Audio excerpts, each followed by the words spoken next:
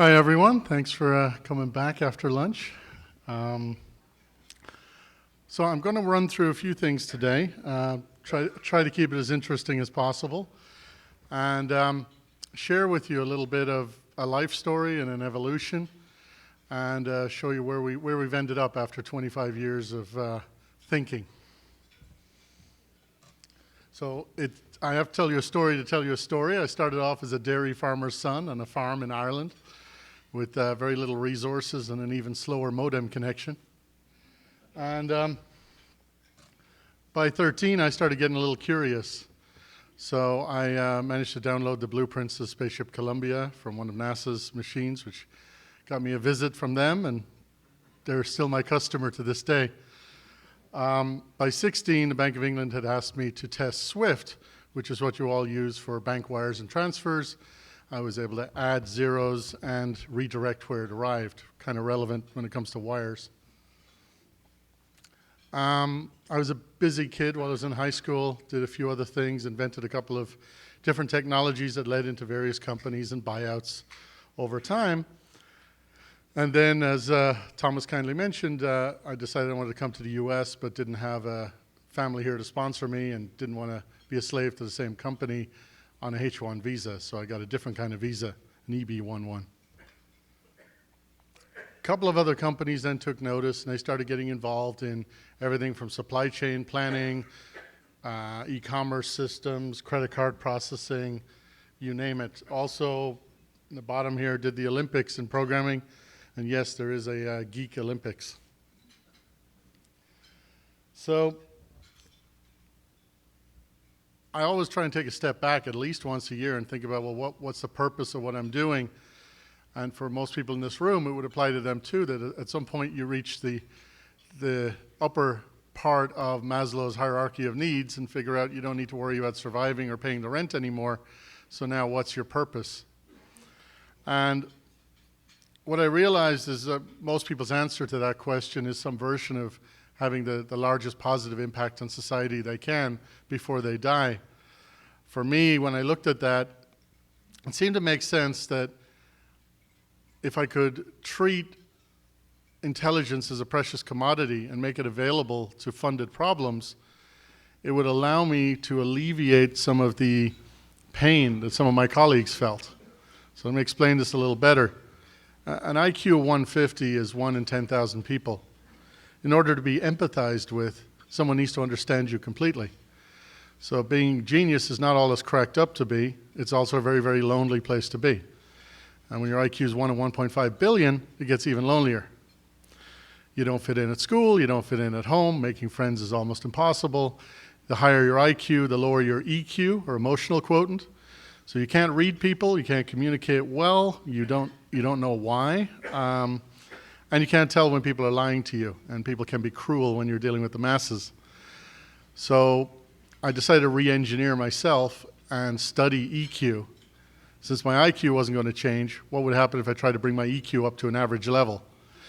And then what if I tried to work with the other children in the Gifted Children's Society who were all over 150 and teach them the same tricks that I learned about myself to make them more functional with each other and in society?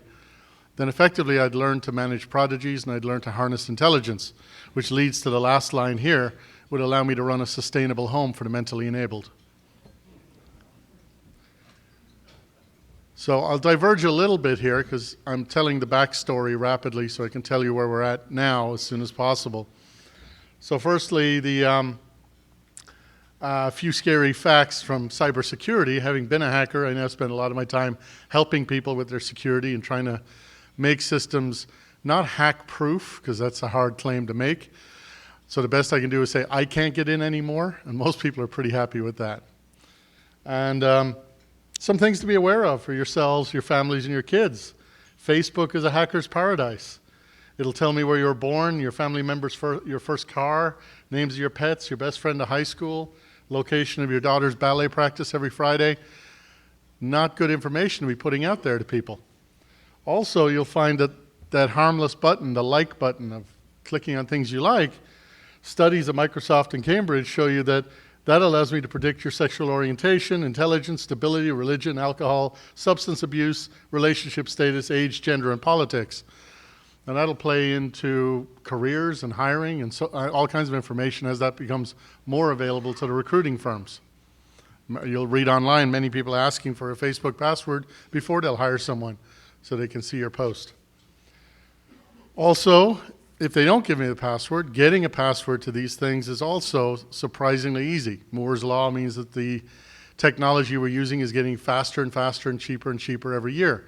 So things that used to take 10 years to crack a password have come down considerably now, where your typical passwords can take less than 20 minutes to hack, just brute forcing them. And that includes to your Wi-Fi, which means they can just park outside your house and pull data that way. Which is what Google does, which is why they know your location, even though your GPS is turned off on your phone, because they've already picked up on where your Wi-Fi router is based on the cars that drive by doing the Google Street View. And they actually pick up on the strength. So as they drive down your street, they go, okay, I got his Wi-Fi, 1 bar, 2 bars, 3 bars, 2 bars, 1 bar. Okay, he must be where the signal was strongest. So they can locate you within about 30 feet, even though you think you've turned off your locator. One of the interesting things here I need to point out with all the asterisks at the bottom here, should probably put a few more on it, is there's a website called howsecureismypassword.net where you can type in your password and it'll tell you how many minutes it'll take to crack it. Do not go there and start typing in all your passwords. That's another hacker's trick.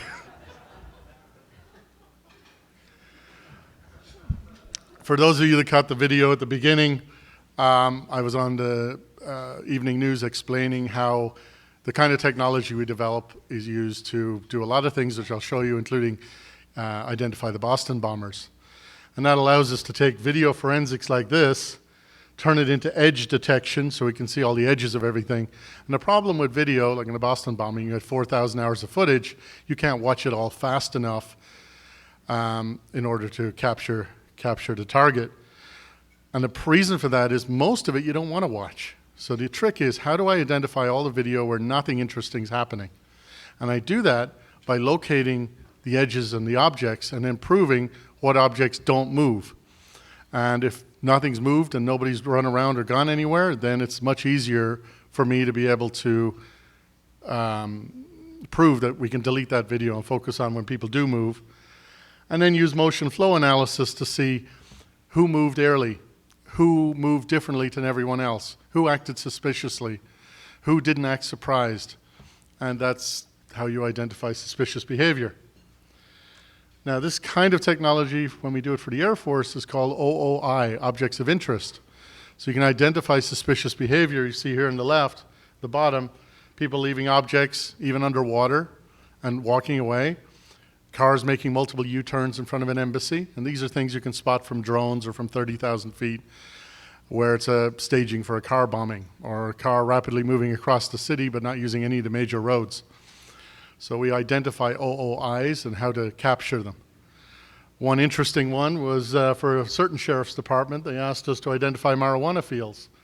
As you can see in the regular photo on top left, it's pretty much the same shade of green as everything else. But when we went to thermal cameras, apparently growing marijuana effectively requires micro-irrigation systems that supply water to each plant. And that water is cooler temperature, so we can see that irrigation system show up as a dense bunch of blue dots. Now, that's either marijuana or strawberries, and there wasn't that many strawberries being grown in that state. More seriously, when you take surveillance from a global hawk drone, here we see someone leaving one city with a large backpack on, and it starts tracking that and flying beyond recognition at the height of tracking that person, seeing where they went, noticing 2 white pixels moving in parallel, which we've programmed the system and taught it to look for, somewhere in the middle of the trip, and then arriving in the other city with no backpack on. That person, the authorities were notified, that person was picked up, the system sent them the GPS location of where they saw the 2 white pixels moving together. Those 2 white pixels were his hands digging a hole to plant that IED next to the road. So they went back and defused that IED before anyone got hurt.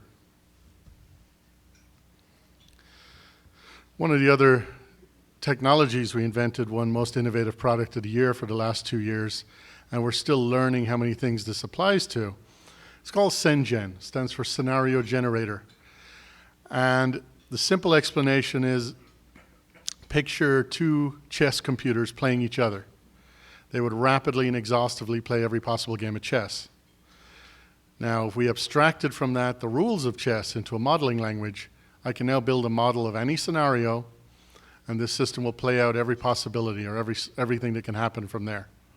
This has been used in finding flaws in partnership contracts, legal documents, divorces, writing TV scripts, mostly developed for testing systems or trading systems or ideas where you want, if you have a large system that you rely on and you release new versions of it every other Friday, how do you know you didn't break it? How do you know something wasn't wrong? Or you have a system you've been using for billing or insurance or credit card underwriting that's voodoo at this point because people have been tweaking it for 20 years, and you're about to move it over to a brand new system because you need to upgrade it. How do you know you can trust the new system? Well, this will generate every possible scenario and every customer on the old system and on a new one and tell you that the new one is mathematically no worse. So you can effectively prove moving forward with software that you haven't made it worse, you haven't broken it. And that's kind of valuable. We also used it for mission planning. If any of you were unfortunate enough to have to go to Afghanistan tomorrow, you get a white paper called the Afghan Network. And it'll brief you on the lay of the land, literally. North, south, east, west, hot days, cold nights, the weather can be dry or wet. You got the good guys on the left, the allies, the insurgents on the right. The civil authorities, you'll see, are in both, depending on who paid them last. Transportation, and then the actions. We do searching, defending, raiding, roadblocking. They do car bombing, murder, suicide bombing, or biological contamination. So once I broke this into my little chess game, I was able to run SenGen on generating all mission planning and all war game scenarios for Afghanistan. We did that. One of the ones that came up with was pretty interesting, and we showed this to the Rear Admirals, which is here you've got an IP network managing drones and communication, terrorist cell with a $35 laptop that applies a denial of service attack that causes the drone that it can't communicate. The drone crashes into the terrorist source of funding, which is a poppy field. Because that's classified technology, the guys in the Humvee go out to go get it. They follow standard operating procedure, which is to burn down the poppy field. Local drug lords aren't too crazy about that, so to react on the local base, they do biological contamination of arsenic in the water supply to the base. And that would mean everyone on the base, about 400 people, would be dead in 2 days. So the system predicted this. We laid it out as a mission planning, saying, what's your precautions for this? They had no precaution. Nobody had thought of it before. They said, what do we recommend? I said, a week-long water reservoir that you've screened in advance, arsenic detectors, and a valve that can switch between the two. So we put all that in place. 3 months later, we got an alert that that valve switched over, and this is exactly what had happened.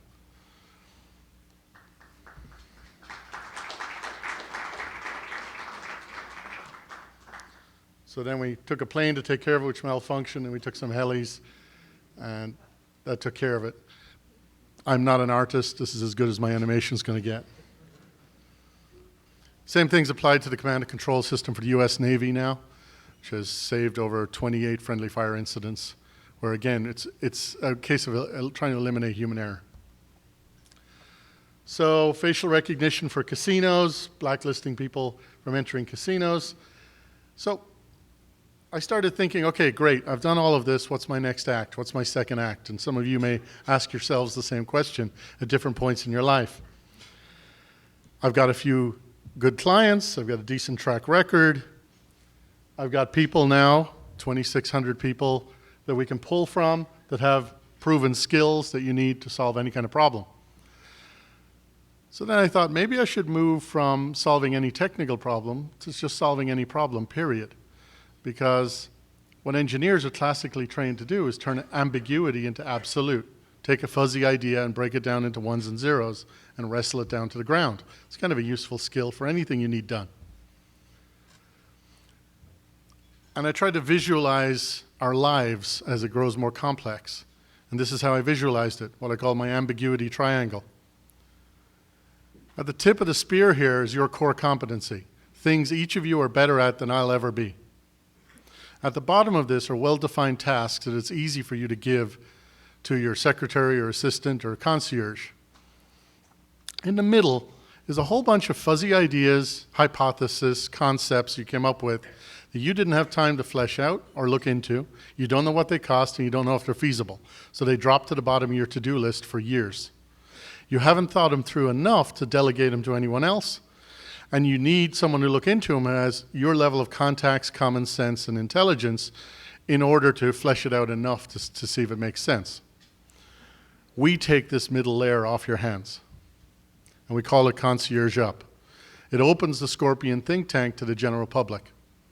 Normally you concierge down tasks that are too simple to do yourself.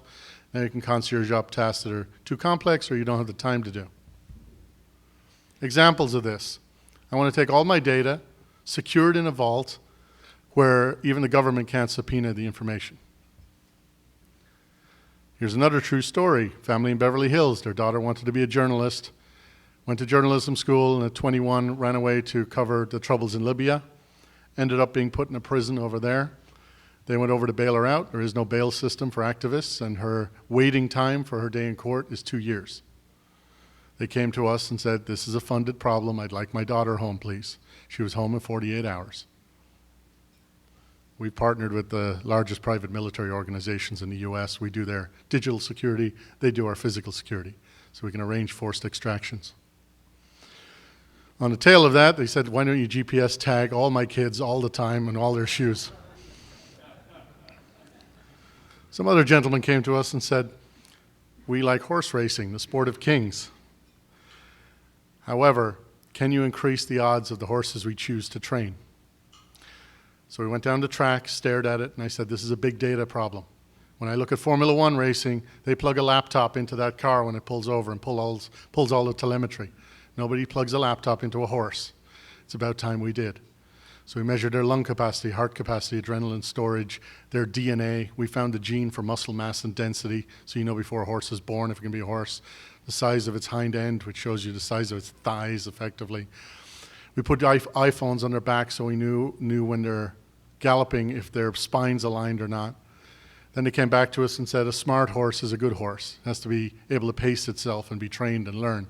So we came up with 2 ways of measuring a horse's IQ. I'll leave that as my teaser to everyone. You can all come up and ask me what was the 2 ways of measuring the IQ. But this has won the Breeders' Cup for the last 4 years in a row. Any money I didn't make on the margin on the project, I made betting on the horse to place. Build me a command center. Put a Shark Tank in my office. I'm deliberately mixing up here trivial, fun things to do with extremely serious things. Because to us, all problems are the same. Analyze them, break them down, break them into tasks, track them carefully, and apply intelligence to it. Build me a casino overseas. Everything from the real estate development to the pool cleaner to the reservation systems. If you have enough going on, you need someone intelligent to manage that. They need to go to Vegas, put a dream team together, and form the checklist of the 2,000 things you need to have, including soap, when you put a hotel together. I want to make a documentary movie about my life or my cause. I want to choose a sports car that matches my personality, just like pets match their owners. How can you do that with someone who's not actually a car salesperson? I want to put a secret room in my house that doubles as a panic room. Now remember, we turn ambiguity into absolute. So the more ambiguous your request, the more we can help you. That means instead of coming to us saying, I think I figured this out and I want you to build this, we prefer you to say, just tell me what the problem is. I'll give you some extreme examples of that in a moment. One of them is, I just want to be happy. What is happiness? What is the happiness infrastructure? 20% family, 10% work, 10% vacation, 20% hobbies. What is that mixture, and how can I engineer my life that way? And a lot of this we found is not about genius or about being smart. I can probably fix your life, and you can probably fix my life better than we can fix our own, because we're objective about it and emotionally removed from it. I want my business to not need me anymore. Engineer how I retire. I'm not saying where you invest your retirement money. It's a case of how do I put a group of people in place that'll run the company at least no worse than how I've run the company. Some other examples. I want someone to handle my divorce, and I want my wife to be conflicted out of every divorce attorney in town because I hired them all and put them on retainer. Fix my friend's life or business. Retire my parents, buy them a house in Florida, shut down their business, liquidate their assets, move them there, give them a Cadillac and an assistant, and call me when you're done. Find a family member. I've done this a few times now using DNA databases. Even people who were adopted who didn't know who their parents were. We found out what country they're from, their medical history, and that they had a cousin. I've had 2 calls this year saying they want to be US president. Obama has 25 million followers. Some other people only have 1.5 million. That's a social media problem. The last one I like is this young lady who panicked because her mom had died giving birth to her. Her father died in a car accident. She was 24. She just inherited a couple of newspapers and a couple of agencies. She wasn't a business person. She was an art student. People were stealing from her, suing her, and things were falling apart. So she was told by friends to go talk to me. Sometimes I feel like I'm the principal's office and people are sent to talk to me. And I sit her down and she keeps panicking about the business. And I kept trying to ask her, what do you want? And the 3rd time she heard me, said, I just want to live in a little condo by the beach, work in a coffee shop a couple of days a week so I can meet people and do my artwork. I said, okay. So you need 1.2 million in mutual funds, thrown off 10% after taxes, and own half your condo, and then you'll be stable for the rest of your life. So let me take your inheritance, figure out whether I digitize it, sell it, run it, do something to get at least that much money out of it, and then you'll be happy. We'll fix your life. She asked me if I knew anything about running newspapers. I said, absolutely not. But what are the chances with me and my resources of screwing this up versus her? She said, good point. So what's on your to-do list, bucket list, or wish list? And what's your next act? And that's basically what Concierge Jump is all about. It's a very simple concept that it takes a while for people to wrap their head around because they keep coming to me going, do you do this? Do you do that? It's any funded problem. One other example I'll throw out there is we had a billionaire whose son had fallen in love with the wrong Ukrainian gold digger. The father wasn't too happy about it, but didn't want to drive a wedge between him and his son. So we went ahead and made her have a new friend where she disclosed her real boyfriend was in the Ukraine. She was planning to bring him over after she got her green card and took the son for a ride. We got that recorded. Then we went ahead and had the son make a new friend. It's pretty easy to arrange that if you go to Starbucks often enough every morning. We then used a psychologist to have the father push the buttons on a Thursday night of the son by reading out a script that he had rehearsed of saying all the wrong things to the son. Next morning, the son's friend was on a private jet to Dominican Republic. So he said, let's go, why don't you take your girlfriend and elope with no prenup and go get married? So they did. Came back, after the honeymoon and everything else settled down, she filed for divorce. After her green card application was confirmed that it's in processing, started communicating with her boyfriend, and then we sat her down in my legal offices, and she was expecting her divorce settlement. We showed her the contract for the priest we hired, who was an actor, which null and voided her wedding, which never actually happened, gave her a one-way ticket and a gag order back to the Ukraine, and her letter from Homeland Security being banned for 10 years for immigration fraud since she'd filed for a green card having not been married.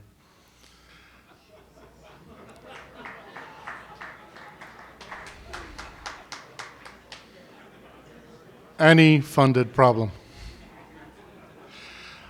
So I don't know, Angelo, how I'm doing on time, but is this a good time to break for questions? Maybe Angelo's left, so I break for questions. Ethical boundaries? That's a great question. 1 second, I'm just checking I have enough time to answer that. So we have what we call a fairness algorithm that we calculate the greater good. with, and we apply that in each case. So we're not bound by a particular religion or morals or beliefs.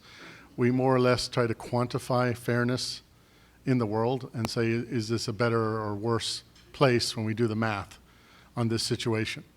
So if she, in the last story, had not disclosed that she was intentionally taking him for a ride and really planning to be with her other boyfriend, then we wouldn't have executed the operation. So we do our homework to make sure that we're doing the greater good according to our calculation, not according to anyone else's. Alex? How do you establish your fee structure? How do you determine what the funded part of the funded problem? Good, that's a good question. We've had a lot of experience working with customers over the years, and we decided that the best way to work on this was to kind of stand our ground in terms of being as good as we say we are. So there is no lock-in, no deposit, no big fee, no contracts that lock you into working with us. We basically took the Pac-Man arcade machine approach. You can buy tokens with us, which are about $150 each. It comes out to an average hourly cost between the juniors and seniors. And you buy a bunch of tokens, as little as 5 or 10 grand to start. And you work with us. And every week or every Friday, we'll give you a status on where we are with everything we're engineering in your life. And at any point, you can pull the plug and not put in more tokens. If you like playing, you keep putting in more tokens. And it's as simple as that. You fire us any given Friday, we're not providing value. Yes? Do we sometimes work for free? There is a certain amount of nonprofit work we've done. Recently, we've helped a lot of the child trafficking, the work around stopping child traffickers. We help provide certain special services that I can't go into for them. Some of the military and government work we've done, they ran out of hours long before we stopped working because we were applying the greater good formula. And generally, to most of our clients, I don't charge for my time. I try to provide that Coca-Cola formula, the 5% you need, and the other 95% of the work then is executed from there. That's generally how it works. Yes? Have you had some outcomes that you weren't pleased with or that your clients weren't pleased with or that you would have rather changed to some degree? We don't like surprises for ourselves or for our clients. So because we take a very agile approach to this, we don't promise anything 6 months from now or 12 months from now. We say at best we can plan the next 2 weeks and then check back and see where we're at. And we're pretty conservative on, as Einstein said, if we knew what we were doing, it wouldn't be called research, would it? So we are pretty conservative on what we'll promise to a client and say, this here we know works because we've done it 10 times. This here, you came to us because no one's ever done it before. And that's where we work very carefully in terms of how we set and meet expectations. So there aren't usually big disappointments. The big disappointments tend to come, we have a 240-point inspection. It's an extreme due diligence that we do in 2 days on a company that someone's either invested in and planning on pulling the plug or planning to invest in. And these are things that won't be in the audited financials. It's, I believe in any merger or investment, the only people who aren't lying are the machines, and we're the machine whisperers. So we go into the logs and the accounts and find out what the machines are telling us about the business. And a customer is often very happy with our due diligence, but very disappointed in what we uncover, because we've blown up more deals than people have gone through with because of what we found was hidden. Yes, in the back? Is there a God? All right, putting me on the spot slightly. I have a different philosophy when it comes to salvation. I believe in making my own, so I work on the 2045 project for immortality. Short version of that is our brain is electrical activity running on a biological computer. If in the next 30 years I can shift that over into electrical activity running on a silicon computer, then I don't have to worry about God so much because I'm not going to die. And that's a weird claim to make unless someone goes to 2045.com and looks at the 22,000 people working on this and following it, or the cover of Time magazine, which it made. But the reason I like that project is the side effects. If we can move our consciousness back into a stem cell version of ourselves, then we've just cured every terminal disease. Why work on AIDS, Parkinson's, Alzheimer's, HIV, cancer, if we can just throw away our body and move our consciousness to a new one? It solves all those problems with one silver bullet. There's a few other side effects too. How big a company are you? So I have about 14 different companies. The main Scorpion and company, which is powering Concierge Jump, is we have 2,600 consortium members that we can pull from. They're not all busy at the same time. One of the things that's behind this whole company, and Angelo, please stop me if I'm running out of time. It's all good, Walter. We're good? You got time for a couple more questions. Excellent. In order to make this work, I had to study why smart people quit. Why would they leave a company? And there's a few common reasons. Number one, they're bored. So I got hungry minds to feed. So I try to put them on 3 projects at the same time. That stops them being bored. Secondly, they feel unfairly treated. They reach an unfairness level that hits a certain threshold. So we quantified fairness, as I mentioned earlier. So let's say you're working on a project with me for 3 people. And at the end of the project, you come to me and say, I think I was unfairly compensated. The other 2 people didn't pull their weight. Well, because we track everything that we do and every hour we spend on each task, it's easy to prove that I say, prove it to me. And they show, yes, they did half the hours and half the code and had half the bugs. So, okay, that means I've been minus 16% unfair to them and plus 8% extra fair to the other 2 people when they all got 33% and a third. So they get a 16% pay rise in the next 1,000 hours that they do equivalent on the next project. That load balances their unfairness points through 0. The last thing is if you do run a company full of smart people, a lot of them with hacking backgrounds, you don't try and keep secrets. And by the way, when we do try and recruit, we have certain harvesting methods for finding these people. One of them is we have a bunch of fake banks online in Europe primarily that have various security systems. And if they can break through all the security systems and get onto the bank's main network, there's only one file on the network. And it's a Word document that's a job offer to the security team. Yes, another question? Can you speak a little bit about how tech today, how risky can it be in the future finding maybe a hacker, finding a crisis in the world just by a hacker? I'll say that everything our former CIA gentleman said this morning is absolutely true. We work on the smart grid as well in several of those infrastructures. They're nowhere near as protected as they need to be. Unfortunately, our military will spend a lot more money on bending metal than they will on protecting things security-wise. So our technology and our drones and systems like that are wonderful when they're flying that direction until someone hacks in and turns them around and flies them back towards the coast here. That's not a fun day and no easy way to stop a system that was designed to have no single point of failure. So investing in technology is always speculative. You really need, unfortunately, investing has traditionally been with using accountants and lawyers. People forget to actually ask an engineer. Reading the PowerPoint and the PPM will never tell you as much as getting someone to read the source code, finding out that the guy who wrote it doesn't even work there and isn't alive anymore. Those are the kind of things where due diligence on a technical level helps a lot. Technology is not going to stop. The cloud is not going to go away.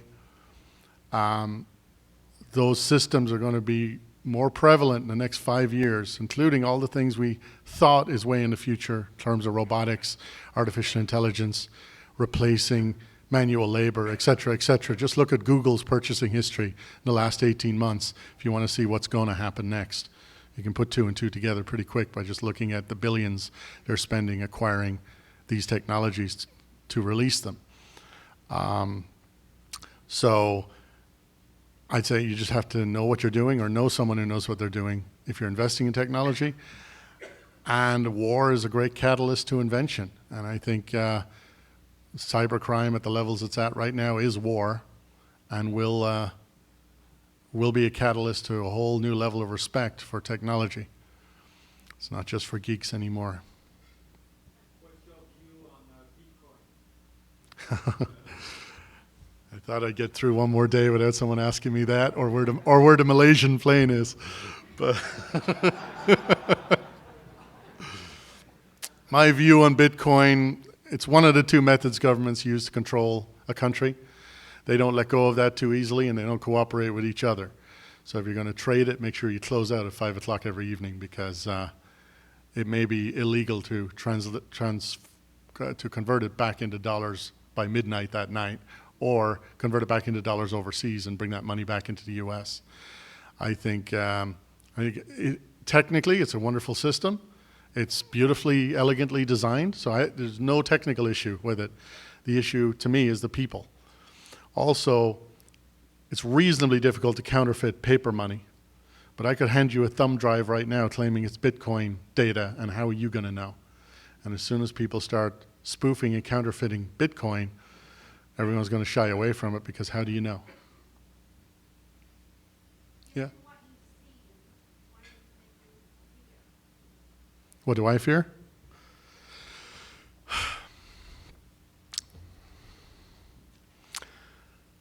I fear that one of our biggest risks is our own technology being used against us. Not turning against us from an AI point of view, but just that other countries with other kids who think math is as cool as we think basketball is will turn that technology against us, and we don't have the government resources to react or protect fast enough to protect ourselves from ourselves. You know, peace means one guy's got the biggest stick, and we're building some pretty big sticks, but we may not always be the ones wielding them. Also for the U.S. in general, I mean, U.S. has given me the life that I like here, but I grew up watching MacGyver and the A-Team and Knight Rider and wanted to save the world. I can't imagine what happens when you grow up watching Kardashians and Jersey Shore, which is why the CBS show you saw here at the little clip that they showed at the beginning, the idea, a part of the benefit of that is to make math and science cool again. I think what I do is cool, and I think presented the right way, the next generation will think it's cool too.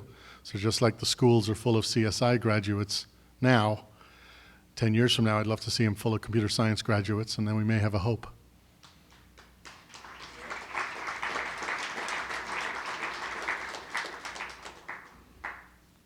We got time for at least one more question.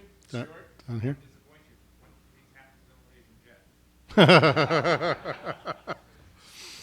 I cannot comment on any ongoing investigation. Sorry. I guess we have time for one more question. Do you have a view on the Singularity as defined by Ray Kurzweil? Yes. My view is it will happen. I hope it happens within my lifetime. Sorry, he asked about Ray Kurzweil's singularity theory, which is basically that computers and technology get to the point of being as smart or as capable as humans are. Our brains store about 2.5 petabytes of data and 1 trillion neurons. 12 years, an Intel chip will have 1 trillion transistors. 7 years, hard drives will have 2.5 petabytes of storage. So for $300, I can have a prosthetic brain instead of a prosthetic leg or a prosthetic arm. And that changes what it means to be human and allows us to transcend. I think it will happen. I just don't know if it's 2045, 2065, or 2025. It's a little hard to predict that, but the fact that technology will surpass our capabilities and go from one machine being smarter than one person to one machine being smarter than all people on the planet simultaneously is likely to happen. Just take the last 20 years trajectory and just plot it out a little further and see where it's going. It's consistently gaining on us, and we're consistently staying the same.